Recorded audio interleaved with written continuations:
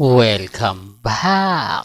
Well, pasensya na po kayo sa mga Aldab fans kung bakit ko to pinapakita itong video na to, kung bakit ko po ito ina-update sa inyo. Alam ko naman po na sasabihan nyo ako agad-agad na Mr. Destiny, pinapasikat mo lang si Catherine eh. Dapat hindi mo na yan ina-upload.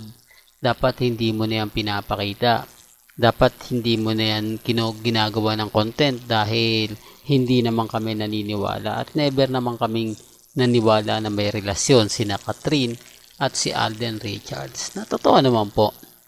Tama naman po kayo. Kailangan po kasi nating ipahayag to, ipakita to, lalo na po sa mga Alden fanatics na nambabash po sa atin o sa akin mga ka-Aldab na sinasabi ko po raw na kumbaga ginugulo ko lang daw po ang relasyon nila Catherine at ni Alden Richards. Masaya na nga po raw si Alden sa kalagayan niya po kay Catherine. Hindi daw po katulad kay Mengay na iniwan daw po siya at pinagpalit siya kay Congressman Arjo. Di po ba? Kaya nga sabi ko sa inyo, kung hindi tayo magpapakita ng mga video, kung hindi tayo magpapakita ng mga ganitong bagay, lalong-lalo na nga po pagdating kay Richard Paul Carson at kay Catherine, hindi nila maiintindihan at maunawaan. Hindi po ba? Kaya nga sabi ko sa inyo, kailangan natin magpakita ng ebidensya at resibo. Alam nyo po ba mga ka-Aldab na yung kagaganap lang po na talagang daring na suot ni Catherine at pagsayaw niya na parang nasa bar lang, umani ng napakaraming batikos. At ang batikos na yan, kapwa niya rin po artista. Una sa lahat, sinasabi nga po nila na kumbaga ganun din naman si Alden Richards, nagpa-sexy rin eh. Di po ba dyan sa Super Bowl sa Century Tuna, di po ba? Ganun din naman po raw sina Ann Curtis, Nadine Lustre at si Bea Alonso. Pero hindi naman ganito ka-daring. Hindi naman ganun ang performance na ipinakita ni Ann Curtis, ni Nadine Lustre at ni Bea Alonso. Kaya nga po questionable talaga ang nangyari. Di po ba? Kaya nga po nagulat yung iba na bakit naman kasi ganyan ang performance na ipinakita ni Catherine. Ilang mga netizen nga nagsabi na sexy ka na. Alam naman ng iba na sexy talaga si Catherine. Alam naman po ng iba na maganda at kumbaga talagang may ipagmamalaki. Pero hindi niya na kailangan daw mag-perform ng ganon. Sikat na raw po siya, di po ba? Kaya bakit kailangan niyang gawin yung mga bagay-bagay na medyo hindi talaga maganda at sa panlasa ng mga Alden fanatics na sabi ko nga po sa inyo, karamihan po ng mga fans ni Alden Richards, mga mamis, mga titas, di po ba? Tama naman po yung mga sinasabi at ina-update ko. Ang problema lang po, yung iba, di po ba? Na yung nakita nila yung video na ginawa ni Catherine, syempre yung iba dismayado na. Di po ba? Sinasabi nila, oo nga eh. Kasi kung makita yan ng pamilya Paul Carson, talagang hindi nila magugustuhan. Di po ba? Dahil sila, laking probinsya, hindi naman yan na isinilang dito sa Metro Manila na normal lang yung mga ganyang kaseksiyan. Madalas nang nakikita yan. Kumbaga, hindi na yan bago. Pero kung laki ka ng probinsya, syempre may mga yung ibig kong sabihin, mga ano ba nasa dulo ng dila natin, mga Aldab, may mga kasabihan o kumbaga pamahiin nga po ba yung tawag no, na kapag ganito hindi po pwedeng magsuot ng mga ganyan, masyadong malaswa,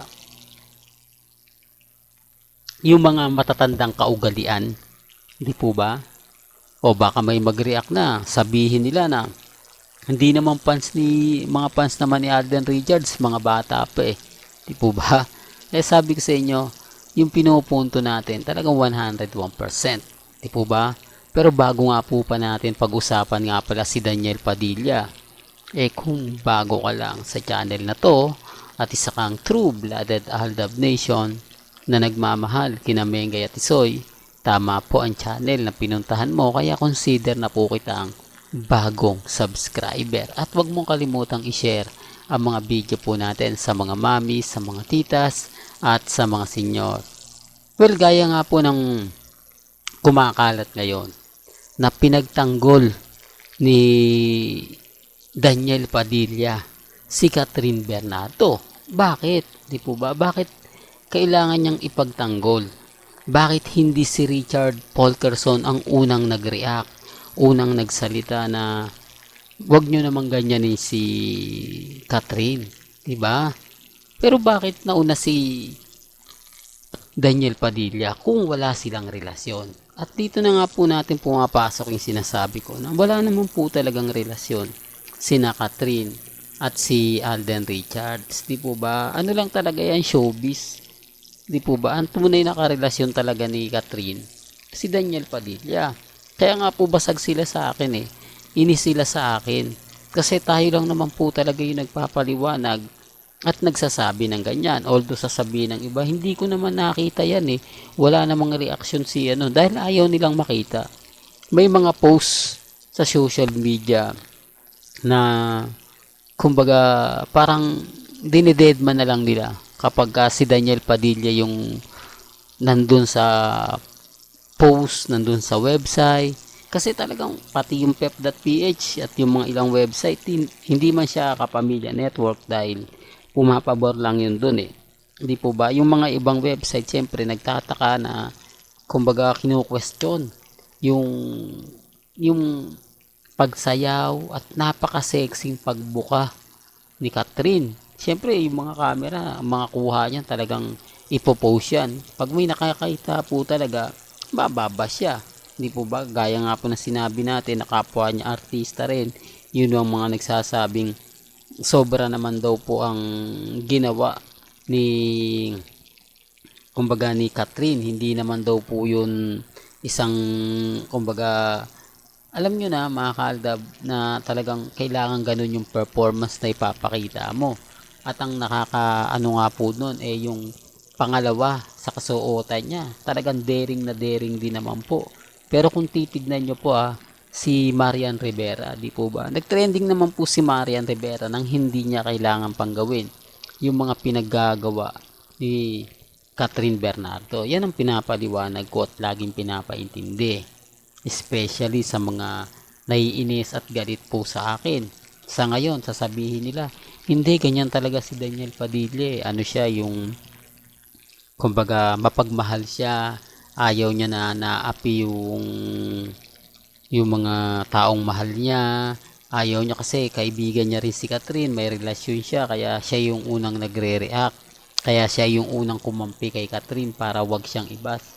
Di po ba? Common sense na lang po, dapat kung sila ni Catherine ni Alden, dapat si Alden unang nagsasalita, dapat si Alden ang nag-react na ganito ganyan, agad-agad nag-post. Bakit na nahimik? Di po ba? Siyempre malaking sampal naman talaga to kay Alden Richards na yung kaibigan pa po mismo ang nauna kaysa sa mga taong nagmamahal. Hindi po ba? Kaya nga po issue na naman yun. Kita nyo po, balikan ko lang yung interview ni Jorus, di po ba? Nung pinag-usapan po o yung tinanong po ng reporter si Joris patungkol po sa Catherine at Alden, di po ba? Wala kayong makukuha sa akin. Pasmado man yung dila ko pero hindi nyo ako ngayon di po ba? Bakit? Ngayon alam nyo na kung bakit ayaw po magsalita ni Joris dahil si Daniel pa rin po ang totoong karelasyon ni Catherine at syempre respeto na rin po di po ba kay Alden Richards. Kaya nga sabi ko sa inyo, may mga point na akala nyo yung mga ina-update nila hindi showbiz, di po ba? Showbiz lang yan. Tignan nyo pag natapos yung Hello Love Goodbye, di po ba? Ngayon malapit na ang premiere ng Pulang Araw. Ang dinidikit naman kay Richard Polkerson si Sanya Lopez. Nakita nyo po ba yung mga post ng GMA? Bagong love team ng Pulang Araw si Sanya Lopez at Alden Richards na magkiklik daw po at talagang kakagatin daw po ito ng mga ilang netizen. Lalo na nga po ang fans ng Sun din. Di po ba? Hindi naman lingid sa inyong kaalaman na may Sun din. Kaya lang syempre nawala siya.